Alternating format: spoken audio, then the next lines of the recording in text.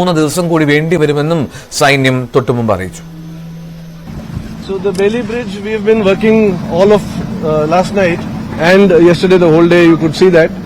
We are hopeful that we'll get it through by the latter half of today. After about 2:30, we are hoping to get the bridge through.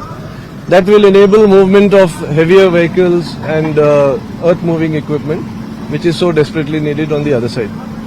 So the rescue and the force have been 2 days here. What about the rescue? How can we do the rescue mission? No, this is the third day today, so the rescue is ongoing. As we speak, there are a combination of Army, Navy, Coast Guard, NDRF, local volunteers, the civil police, forest rangers. So we have divided the area into sectors, assigned responsibility to each of the teams, and they are doing a search actually for the third time today. So there are areas which we have already searched yesterday and day before. But now the challenge is that there may be some buildings which we have not been able to completely search because of the rubble and the heavy boulders. MS Aneesh Kumar ചേരുന്നുണ്ട് വിവരങ്ങളുമായി. Bailey പാലം നിർമ്മാണം നടക്കുന്നതിന് സമീപത്തു നിന്നാണ് അനീഷ് ചേരുന്നത്. അനീഷ്, ഇപ്പോൾ ഏത് ഘട്ടത്തിലായി ഈ ബെയിലി പാലം നിർമ്മാണം? അത് 2:30 തന്നെ കമ്മീഷൻ ചെയ്യാൻ അല്ലെങ്കിൽ അത് യാഥാർത്ഥ്യമാക്കി ഗതാഗത യോഗ്യമാകും എന്നാണ് കരുതേണ്ടത്?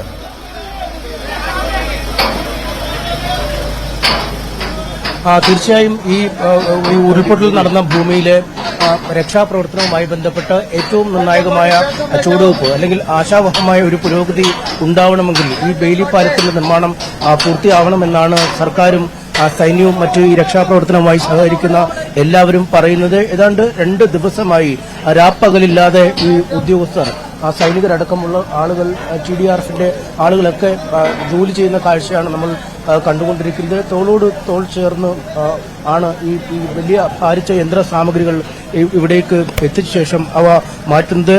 നിരവധി ലോറികളിലാണ് ഇപ്പോഴും ഈ പാലത്തിന് മേൽ സ്ഥാപിക്കാനുള്ള ഈ ഗേർഡറുകളും പ്ലാറ്റ്ഫോമുകളും അടക്കമുള്ള ഭാരമേറിയ ലോകഭാഗങ്ങൾ ഇവിടേക്ക് എത്തിക്കേണ്ടത്. അത് വഴിനീളെ കിടക്കുന്ന കാഴ്ച നമുക്ക് കാണാൻ കഴിയുന്നുണ്ട്. എന്തായാലും ഏതാനും മണിക്കൂറുകൾക്കുള്ളിൽ ഈ പാലത്തിന്റെ നിർമ്മാണം പൂർത്തിയാവും. ഇന്നലെ ഉച്ചവരെ ഏതാണ്ട് ഏറ്റവും വേഗമായി ഈ പ്രവർത്തനങ്ങൾ മുന്നോട്ട് പോയിരുന്നതാണ്. എന്നാൽ പിന്നീട് ഉച്ചതിരിഞ്ഞ് കനത്ത മഴയാണ് ഈ മേഖലയിൽ അനുഭവപ്പെട്ടത്. ഈ പുഴയിലെ നീരൊഴുക്ക് ജലപ്രവാഹം വലിയ ശക്തിയിൽ ആവുകയും ചെയ്തു. ആദ്യഘട്ടത്തിൽ ഒരു താൽക്കാലിക തടിപ്പാലം ക്രമീകരിച്ച് അതിൽ കൂടിയാണ് മറുവശത്തേക്ക് കിടക്കുകയും അവിടെ നിന്നും ഈ ദുരന്ത ഭൂമിയിലേക്ക് പോവുകയും ചെയ്തത്. എന്നാൽ ഇന്ന് ആ പാലത്തിന് ഈ പുഴയ്ക്ക് കുറുകെ മറ്റൊരു തടി കൊണ്ടുള്ള താൽക്കാലിക പാലം പൂർത്തിയാക്കിയിരിക്കുന്നു. അതുവഴിയാണ് ഇപ്പോൾ നമ്മൾ കാണുന്ന പോലെ ഈ ദുരന്ത ഭൂമിയിലേക്കുള്ള ആളുകൾ അനിശ്ചിതമായി രാവിലെ മുതൽ പോയിക്കൊണ്ടിരിക്കുന്നത്. അതിൽ പോലീസുണ്ട്, ആർമിയുണ്ട്, ഫയർഫോഴ്സ് ഉണ്ട്.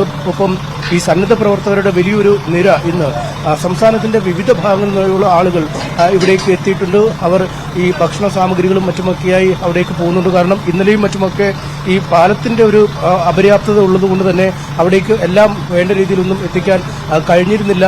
പരാതിയായൊന്നും ആരും പറഞ്ഞില്ലെങ്കിൽ പോലും വലിയ ജോലിയാണ് ചെയ്യുന്നത്. വലിയ പാറക്കല്ലുകൾ മാറ്റുക, പൊട്ടിച്ചു നീക്കുക, കോൺക്രീറ്റ് സ്ലാബുകൾ മുറിച്ചു നീക്കുക, ഒപ്പം വലിയ തടിക്കഷ്ണങ്ങൾ മാറ്റുക, അങ്ങനെ തുടങ്ങിയ അങ്ങേയറ്റം ഭാരമേറിയ ജോലിയാണ് ഇവർ ചെയ്യുന്നത്. അതുകൊണ്ട് തന്നെ കൂടുതൽ ആളുകൾ 1500-നടുത്ത് ആളുകൾ ഇതിനകം തന്നെ ആ മലമുകളിലേക്ക് ഈ പുഴയ്ക്കപ്പുറമുള്ള വശത്തേക്ക് പോയിട്ടുണ്ട് എന്നാണ് നമുക്ക് മനസ്സിലാക്കാൻ കഴിയുന്നത്. കളക്ടറും മന്ത്രിമാരും അടക്കമുള്ള ആളുകൾ പറയുന്നതും ആ കാര്യങ്ങൾ തന്നെയാണ്. എന്തായാലും ഇന്നലെ ഒരു പൂർണ്ണ സെർച്ച് അവർ പൂർത്തിയാക്കി കഴിഞ്ഞിരിക്കുന്നു. ഒരാൾ പോലും ഒറ്റപ്പെട്ട നിലയിൽ ഈ വീടുകളിൽ അവശേഷിക്കുന്ന അല്ലെങ്കിൽ ജീവന് വേണ്ടി കേഴുന്ന രീതിയിൽ അവിടെയൊന്നും ഉണ്ടായിരുന്നില്ല എന്നാണ് പറയുന്നത്. ഇന്നലെയും മൃതദേഹങ്ങളാണ് കൂടുതലായി ലഭിച്ചത്. ഇന്നും അങ്ങനത്തെ ഒരു കണക്കുകൂട്ടൽ തന്നെയാണ് രക്ഷാപ്രവർത്തകർക്കുള്ളത്. കാരണം ഈ അപകടം നടന്നിട്ട് ഇപ്പോൾ ദിവസങ്ങൾ പിന്നിടുന്നു. ഇത്തരമൊരു സാഹചര്യത്തിൽ ഇനിയും ആ അവശിഷ്ടങ്ങൾക്കിടയിൽ ജീവനോടെ ആളുകൾ കിടക്കുന്നതിനുള്ള ഒരു സാഹചര്യം കുറവാണ് എന്നാണ് എല്ലാ ഉദ്യോഗസ്ഥരും പറയുന്നത്. പക്ഷേ അപ്പോൾ പോലും ഈ കെട്ടിടാവശിഷ്ടങ്ങൾക്കിടയിൽ ആരെങ്കിലും കുടുങ്ങിയിട്ടുണ്ടോ എന്ന് കണ്ടെത്തേണ്ടത് അനിവാര്യമാണ്. പലപ്പോഴും ഉയർന്ന കെട്ടിടങ്ങളുടെ കോൺക്രീറ്റുകൾ മുറിച്ചു നീക്കി ആണ് ഈ രക്ഷാപ്രവർത്തകർ ഈ വീടുകൾക്കുള്ളിലേക്ക് കിടക്കുന്നത്. അങ്ങനെ പോലും ഇറങ്ങുന്നതിന് ദുഷ്കരമാണ്. കാരണം ഈ മുറി ആകമാനം ഈ മണ്ണും ചെളിയും മരകഷ്ണങ്ങളും പാറകഷ്ണങ്ങളും ഒക്കെ നിറഞ്ഞു നിൽക്കുന്ന ഒരു സാഹചര്യമുണ്ട്. എന്തായാലും ആ പ്രതിബന്ധങ്ങളൊക്കെ കടന്നും വീടുകൾക്കുള്ളിലേക്ക് പ്രവേശിച്ച് അവിടെ ആരെങ്കിലും ഉണ്ടെങ്കിൽ ആ മൃതദേഹങ്ങൾ ഉണ്ടെങ്കിൽ കണ്ടെടുക്കുക എന്ന ഭാരിച്ച ജോലി തന്നെയാണ് നിർവഹിക്കാറുള്ളത്. ഒപ്പം കാണാതായതായി പറയുന്ന ആളുകളുടെ എണ്ണം ഓരോ മണിക്കൂറിലും വർദ്ധിച്ചു വരുന്നുണ്ട്. അതുതന്നെയാണ് ഏറ്റവും ആശങ്ക നൽകുന്നതും. നേരത്തെ റവന്യൂ മന്ത്രിയൊക്കെ പറയുകയും ചെയ്തു, റേഷൻ കാർഡുകളുടെ പരിശോധന ഇനി നടത്തേണ്ട അവസ്ഥയിലേക്ക് മാറിയിരിക്കുന്നു. അതായത് ആശുപത്രികളിലും ദുരിതാശ്വാസ ക്യാമ്പുകളിലും എത്തപ്പെടുകയോ അല്ലെങ്കിൽ മരിച്ചവരുടെ പട്ടികയിൽ ഉണ്ടാകാതിരിക്കുകയോ ചെയ്യുന്ന ആളുകളുടെ പേര് വിവരങ്ങൾ കണ്ടെത്തേണ്ടതുണ്ട്. ചില കുടുംബങ്ങൾ തന്നെ പൂർണ്ണമായും അപകടത്തിൽപ്പെട്ടു എന്ന് മനസ്സിലാക്കാൻ കഴിയുന്നു. എന്തായാലും അങ്ങനെയുള്ളവരെ കണ്ടെത്തുന്നതിനായി മറ്റ് സാങ്കേതിക നടപടിക്രമങ്ങളിൽ ഊന്നിയുള്ള ഒരു പരിശോധന ഇനി വേണ്ടിവരും എന്നാണ് മന്ത്രി പറയുന്നത്. 200-ലധികം ആളുകളെ ഇപ്പോഴും കാണാതായവരുടെ പട്ടികയിൽ ഉണ്ട് എന്ന് അദ്ദേഹം പറയുകയും ചെയ്യുന്നു. എന്തായാലും മുഖ്യമന്ത്രി അടക്കമുള്ളവർ ഇന്ന് സ്ഥലത്തെത്തി കാര്യങ്ങൾ കുറച്ചുകൂടി ഏകോപിപ്പിക്കുന്നുണ്ട്. ഒപ്പം ഈ ദുരന്ത ഭൂമിയിലേക്കുള്ള അനായാസമായ യാത്ര ഇന്ന് ഉച്ചയോടുകൂടി നടക്കുകയും ചെയ്യും. അത് കഴിയുമ്പോൾ ഈ രക്ഷാപ്രവർത്തനങ്ങളുടെ ഒരു വേഗത വർദ്ധിക്കും. പിന്നീട് ഇവിടുന്ന് നിരവധി മണ്ണുമാന്തി യന്ത്രങ്ങൾ അടക്കമുള്ളവ അപ്പുറത്തേക്ക് പോവുകയും തെരച്ചിൽ ഗതികൾ ബെയിലി പാലത്തിന്റെ പണി അവസാന ഘട്ടത്തിലേക്ക് കടക്കുന്ന ദൃശ്യങ്ങളാണ് ഇപ്പോൾ നമ്മൾ കണ്ടുകൊണ്ടിരിക്കുന്നത്. അനീഷ്, ഈ പുഴയിലെ ഒഴുക്ക് എന്താണ് അവസ്ഥ? അത് കുറയുന്നുണ്ടോ അതോ ഇന്നലെ പോലെ തന്നെ വലിയ തോതിൽ കുത്തൊഴുക്കുണ്ടോ? ഈ അങ്ങോട്ടും ഇങ്ങോട്ടുള്ള സഞ്ചാരം അത് പലപ്പോഴും നമുക്ക് ഒരു ടെൻഷൻ ആകുന്നുണ്ട്. എന്താണ് അനീഷ് കണ്ടപ്പോൾ തോന്നിയത്? പുഴയിലെ വെള്ളത്തിന്റെ നീരൊഴുക്ക് കുറയുന്നുണ്ടോ?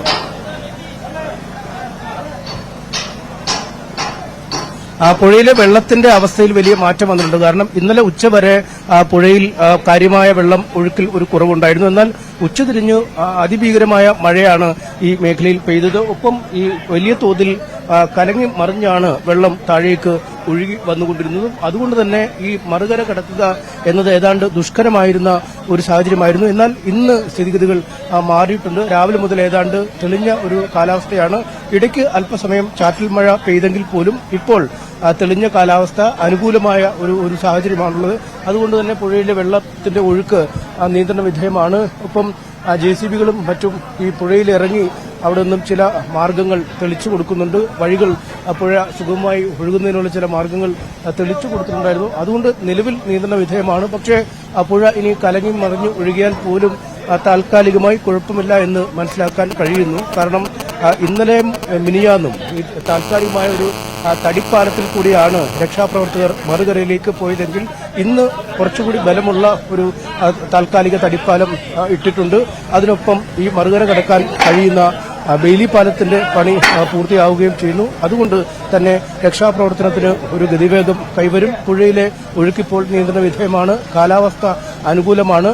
ഏറെ ആളുകൾ ഈ ദുരന്ത ഭൂമിയിലേക്ക് എത്തിയിരിക്കുന്നു. ഉദ്യോഗസ്ഥരുടെ വിന്യാസം പൂർണ്ണമായിരിക്കുന്നു. ഓരോ ഇടത്തും ഈ മിലിറ്ററിയിലെയും പോലീസിലെയും ഫയർഫോഴ്സിലെയും ആളുകളെയൊക്കെ ഉൾക്കൊള്ളിച്ച് സെക്ടറുകൾ തിരിച്ചാണ് തെരച്ചിൽ ഇപ്പോൾ നടന്നുകൊണ്ടിരിക്കുന്നത്. ഒപ്പം സ്കൂബ ഡൈവർമാരടക്കമുള്ള ആളുകൾ പുഴയിലൊക്കെ ഇറങ്ങി അല്ലെങ്കിൽ അത്തരം പുഴയോട് ചേർന്ന മേഖലകളിൽ അത്തരത്തിലുള്ള പരിശോധനകൾ നടത്തുന്നു. ഒപ്പം പോലീസ് നായ്ക്കളുടെയും സൈന്യത്തിന്റെ സ്നിഫർ ഡോഗുകളുമൊക്കെ ഈ ദുരന്ത ഭൂമിയിൽ ഇതിനകം എത്തിച്ചിട്ടുണ്ട്. അവ ഈ കെട്ടിടാവശിഷ്ടങ്ങൾക്കിടയിൽ ആരെങ്കിലും കുടുങ്ങിയിട്ടുണ്ടോ എന്നും മനുഷ്യന്റെ ഗന്ധം തിരിച്ചറിയുന്നതിനും കഴിവുള്ള നായ്ക്കളാണ്. അവർ അത്തരത്തിലുള്ള പരിശോധനകളും നടത്തുന്നു. അതുകൊണ്ട് എല്ലാ രീതിയിലും പര്യാപ്തമായ സാങ്കേതിക വിദ്യകളും മനുഷ്യ വിഭവശേഷിയും ഉപയോഗിച്ച് കാര്യങ്ങൾ മുന്നോട്ട് പോയിക്കൊണ്ടിരിക്കുകയാണ്. എന്തോ പ്രതീക്ഷയോടെ നമ്മൾ മുന്നോട്ട് പോവുകയാണ്. രക്ഷാദൌത്യത്തിന് ഏറ്റവും ഒടുവിൽ ആ നാടിനെയും നമുക്ക് വീണ്ടെടുക്കണം. ആ നാടിനെ വീണ്ടെടുത്ത് ആ നാട്ടാരെ, ജീവൻ ബാക്കി വെച്ചവരെ നമുക്ക് അവരെ വീണ്ടും അവരെ പുനരുജ്ജീവിപ്പിക്കുകയും വേണമെന്നുള്ളതാണ്. അവർക്ക് വേണ്ടിയുള്ള സൗകര്യങ്ങൾ ഒരുക്കി കൊടുക്കുക. അങ്ങനെ വലിയ ദൗത്യം നമ്മളെ കാത്തു നിൽക്കുന്നുണ്ട്. മറ്റൊരു